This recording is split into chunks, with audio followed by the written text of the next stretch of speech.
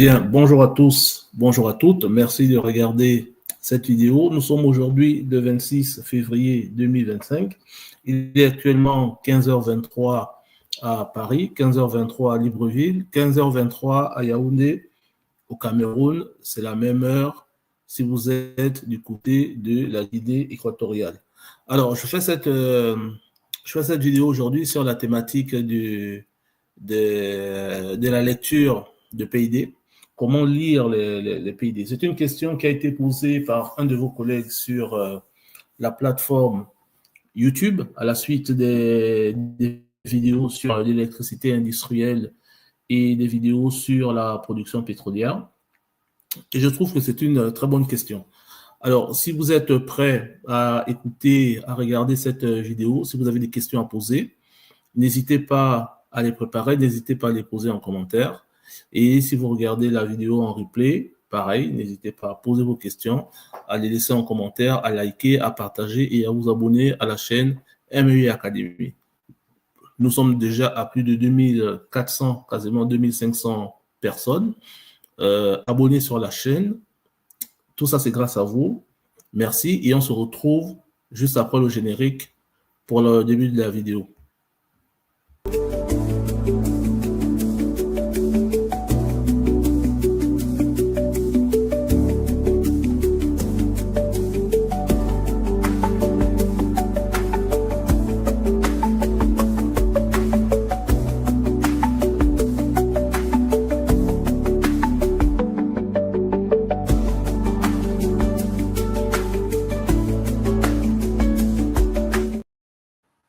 Alors, ce qu'il faut savoir, c'est que les PID, ce qu'on appelle PID, c'est ce qu'on appelle grossièrement des plans. Voilà, c'est ce qu'on appelle grossièrement des plans, c'est ce qu'on appelle vulgairement des schémas. Voilà, des schémas de situation. Ça peut être une situation électrique, comme ça peut être une situation pneumatique, ça peut être une situation hydraulique, ça peut être une situation mécanique, donc des pipelines les uns à la suite des autres. Voilà. Donc, on va parler, en général, on va parler de PID hein, lorsque on est dans le domaine de la production pétrolière. Après, d'autres industries peuvent avoir leur appellation, hein, leur appellation spécifique. Mais moi, je vais rester plus dans l'appellation de l'industrie pétrolière. On parlera plus de PID, donc de PID. Voilà, P comme papa, I comme Irène, D comme Dominique. Donc, PID. En anglais, on dira PID. Voilà, PID. Voilà. Donc, ça va être ça. Donc, ne soyez pas surpris que vos collègues vous parlent de PID. Je veux voir les PID, je veux voir les plans, je veux voir les schémas. Voilà, je veux voir les PID pour l'appellation française PID et pour l'appellation anglaise PID. Donc, on parlera des PID. Alors, les PID, donc, comme je le disais, c'est des plans. Hein, c'est un plan qui vous aide à vous repérer. Voilà, qui vous aide à vous repérer dans votre process. Donc, ça permet d'effectuer des opérations en toute sécurité, et donc de pouvoir s'isoler, de l'arrivée d'un fluide ou de pouvoir aiguiller un fluide d'un endroit vers un autre, ainsi éviter certains accidents. Donc là, ici devant vous, vous avez un PIN-ID. Voilà, vous avez un PIN-ID d'une installation pétrolière. En face de vous, vous avez un séparateur. Hein, voilà, un séparateur. Je ne vais pas rentrer dans les détails parce que ça viendra plus tard. Ça viendra plus tard. Donc ici, vous avez un séparateur. Alors, attendez que je retrouve mon stylo, son surligneur. Alors, vous avez un séparateur. Donc, voici votre séparateur ici. Voilà. Donc, vous avez votre séparateur. C'est un séparateur qui a donc pour objectif de contenir la production. Donc, vous avez votre séparateur ici. Voilà. Donc, tout ça, c'est votre séparateur qu'on va appeler, par exemple, S1. Voilà. On va l'appeler S1. S pour séparateur 1 parce que c'est le numéro 1. Voilà, certainement qu'il y a une série après 2, 3, 4. S1 pour séparateur, ça c'est dans la version française. Voilà. Vous trouverez dans l'industrie, en général, on parlera de vaisselle, donc V. Voilà. Donc ce sera sûrement marqué V1201, V1202, V1204, voilà, V65. Donc ça veut dire V comme vaisselle. Hein, c'est en anglais, c'est la même chose que séparateur. Donc là, ça va être le séparateur numéro 65. Voilà. Donc ça va être ça. Et ce que vous pouvez constater, hein, ce que vous pouvez remarquer de prime abord, c'est que vous avez de ce côté ici,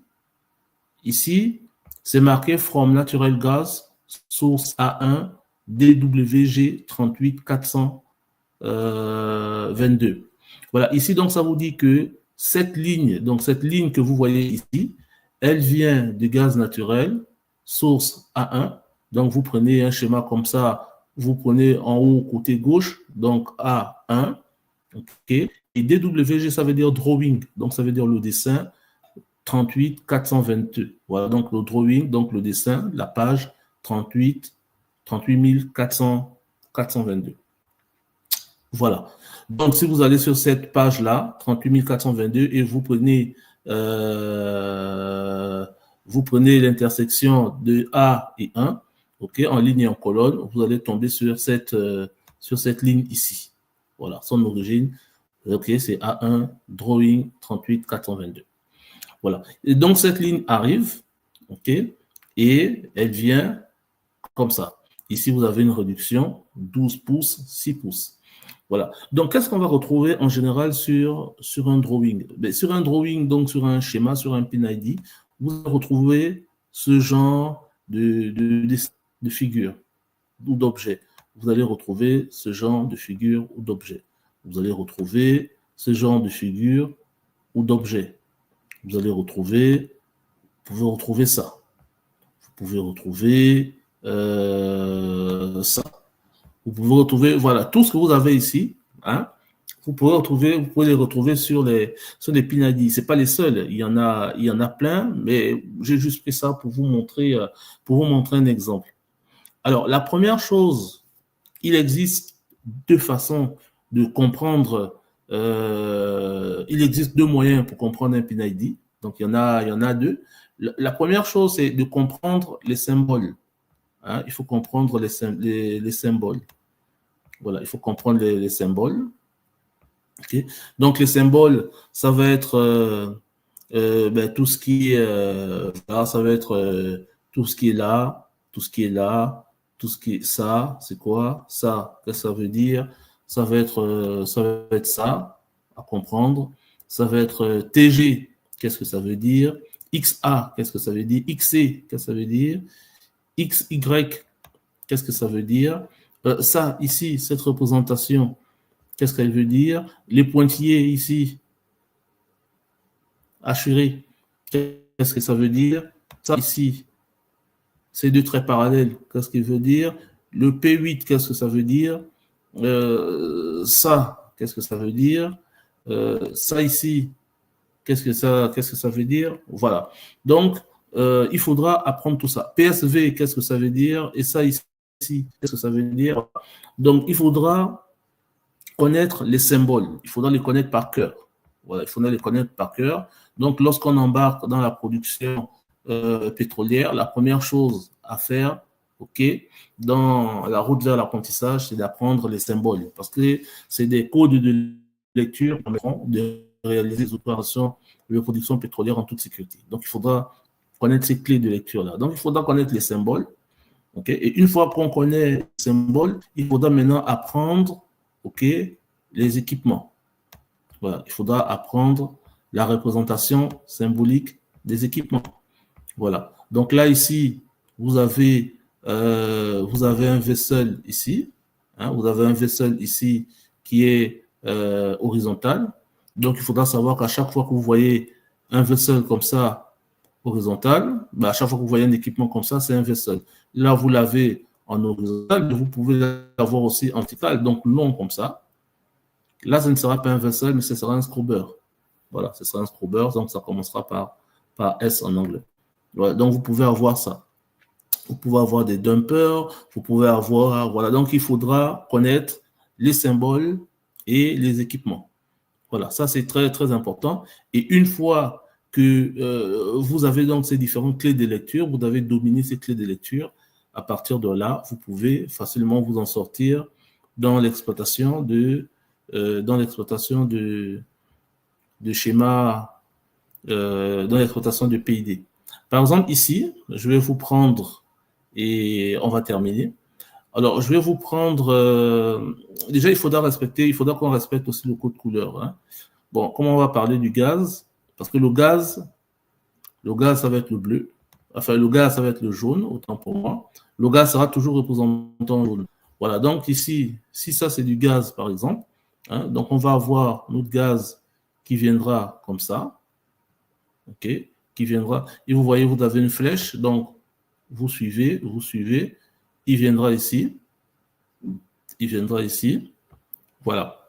Donc, ce symbole ici, ça veut dire que c'est une vanne, ok, et le M ici, ça veut dire que c'est une vanne manuelle, hein, ça peut être une vanne motorisée, par exemple. C'est une vanne motorisée, donc elle est automatique. Voilà, donc elle va s'ouvrir ou se fermer selon certaines conditions. Et vous voyez les pointillés ici, ça veut simplement dire que c'est le signal qui vient sur la vanne.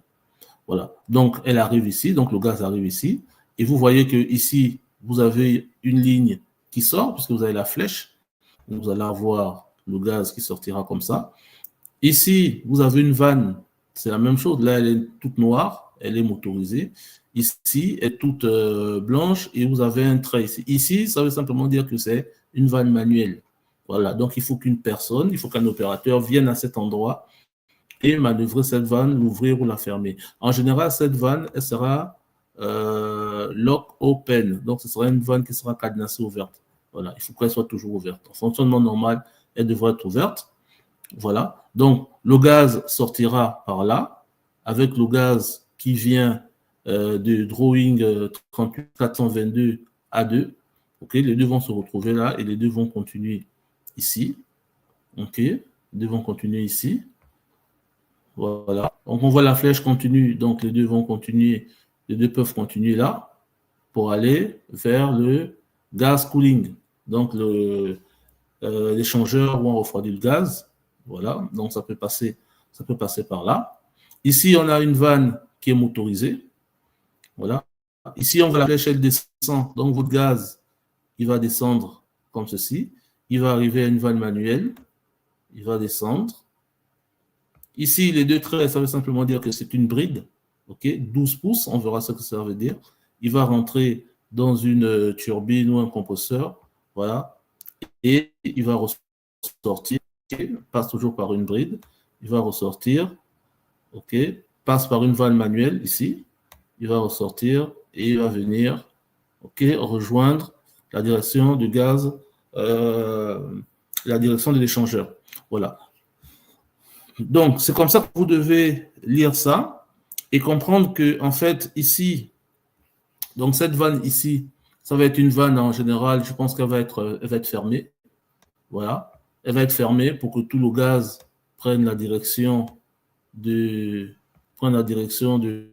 compresseur là et la sortie, ça va sortir ici. Voilà. Ça va sortir ici. Voilà. Donc, ça, c'est une chose de fait. Ici, OK, XY, ici, vous avez une vanne de recyclage. Là, ça va être une vanne de recyclage. OK, donc ça va être le recyclage. Le recyclage, c'est-à-dire, ça veut dire que si à l'entrée de votre... à l'entrée ici, vous avez 3 barres. Vous avez 3 barres. Et à la sortie, vous sortez par exemple avec un rapport de 4. Vous sortez avec 12 barres, par exemple. Vous sortez avec 12 barres. Si à l'entrée, vous n'avez pas 3 barres, mais vous avez par exemple une pression inférieure, donc 2,50 ou 2,4, voilà. Et donc, vous avez une alarme de basse pression. Mais vous allez avoir cette vanne ici qui va s'ouvrir. Vous voyez la flèche, le sens de la flèche. Donc, cette vanne va s'ouvrir pour envoyer un peu de gaz, pour admettre un peu de gaz vers l'aspiration.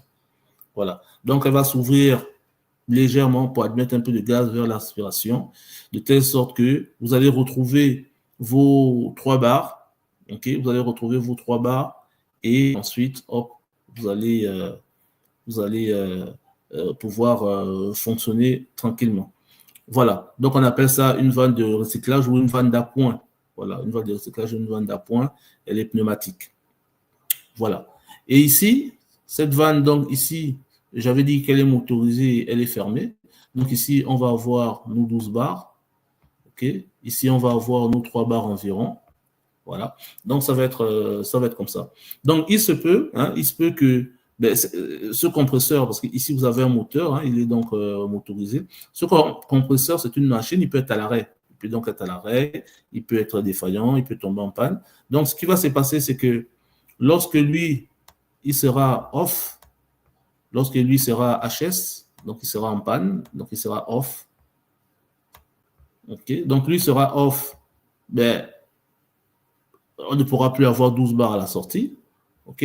Donc, ce qui peut se passer, c'est que on va avoir au niveau de cette vanne, on va avoir cette vanne qui va s'ouvrir pour laisser passer du gaz comme ça. Voilà. On va avoir du gaz qui peut circuler comme ça. Voilà, on va avoir du gaz comme ça qui va circuler au niveau de notre échangeur. Voilà. Donc, on va avoir ce gaz qui va circuler et qui fera de telle sorte que la pression d'ici, hein, l'aspiration, sera équilibrée, sera égale à la pression au refoulement. Voilà. Maintenant, si la maintenance vient intervenir sur ce compresseur et voilà, souhaite être en sécurité, les opérateurs de production viendront fermer cette vanne ici, en amont, viendront fermer cette vanne en aval ici. Voilà, on viendra donc fermer ces deux vannes. Ces deux vannes seront fermées, ok. Au niveau de cet équipement que vous voyez ici, PG, c'est Pressure Gauge, donc c'est un manomètre, aspiration, Pressure Gauge ici, manomètre au refoulement. Donc, deux vannes aspiration au refoulement fermées. Les opérateurs viendront démonter ici, ok, pour purger la pression à 0. Une fois que ce sera purgé à 0 ici, au niveau des brides, ces deux brides-là ici, donc 12 pouces là, sur ces deux brides ici, les opérateurs viendront y mettre des brides pleines. Qu'est-ce qu'on appelle des brides pleines? C'est simplement ce que vous voyez ici là. C'est ça là. Voilà. Donc les opérateurs prendront ça et viendront les mettre ici. Ils ne prendront pas, quand je dis prendre, c'est pas venir démonter ici, non. Ils ont forcément un jeu quelque part qu'ils prendront et viendront utiliser à cet endroit. Voilà. Viendront utiliser à cet endroit, de telle sorte que si ces deux vannes venaient à être fuyardes, venaient à être passantes, ben, ces brides pleines s'opposent complètement au passage du gaz. Donc, le gaz ne pourra jamais venir de ce côté. Donc, le compresseur sera complètement isolé. On appelle ça une isolation positive. Et côté électrique ici, ben, simplement les électriciens devront faire la consignation, donc procéder aux 5 étapes de consignation et consigner, donc séparer, condamner, identifier, faire VAT, vérification d'absence de tension, et si c'est possible, faire la mise à la terre et en court-circuit. Voilà. Donc, ça va être ça. Et donc, pendant le temps que toute cette partie est indisponible, ben, les 3 barres ici, okay, vont passer directement pour aller vers l'échangeur. Après, à voir en fonction de comment c'est fait, comment c'est. Voilà, ça va être ça. Et ça va être la même chose de l'autre côté. Voilà. Ici, PSV, ça veut dire Pressure Safety Valve. Donc là, c'est une vanne de pression, une vanne de sécurité de pression. Donc, c'est ce qu'on appelle en général une soupape ou une SRV, Safety Relief Valve. Voilà. Et donc, elle s'ouvre à 410 psi. On verra ce que ça veut dire plus tard. Là, ici, vous avez 4 avec 2 traits, donc ça veut dire 4 pouces. Et donc, cette vanne-là, ok, cette vanne-là, 4 pouces, elle, en cas de surpression à l'intérieur, le gaz va monter, ok, et être dégagé à l'atmosphère. Voilà, il va être dégagé à l'atmosphère. Ici, les trois traits que vous avez ici en parallèle, là, attendez, je vais vous mettre ça pour que vous voyez bien. Donc, ces trois traits ici, c'est ce qu'on appelle, c'est la vis de réglage, en fait. C'est par là qu'on vient, c'est la vis de tarage, c'est là qu'on vient régler, OK, la pression, de telle sorte que lorsqu'on a trois barres à l'intérieur, OK, à partir de ce moment, les trois barres peuvent venir supporter les ressorts, ouvrir le clapet et laisser passer le gaz qui lui va fuir vers l'atmosphère. Ici, vous pouvez constater quoi? Vous pouvez, et après je vais m'arrêter, vous pouvez constater qu'ici, ça va être comme un tamis, ça peut être comme un tamis ou un mixer extor, voilà, qui, lorsque le gaz va passer, oh, vous conservez l'orientation. Bon, je pense qu'on a un problème. Allez, on va...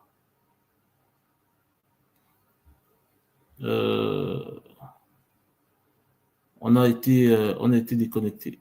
On a été déconnecté. Bon, je vais m'arrêter par là. Bon, vous l'aurez compris, hein, je vais m'arrêter par là. Problème de connexion. Donc voilà, donc c'est ce que moi j'avais pour vous. J'espère que vous avez aimé la vidéo. Merci de liker, de partager et de vous abonner. Voilà.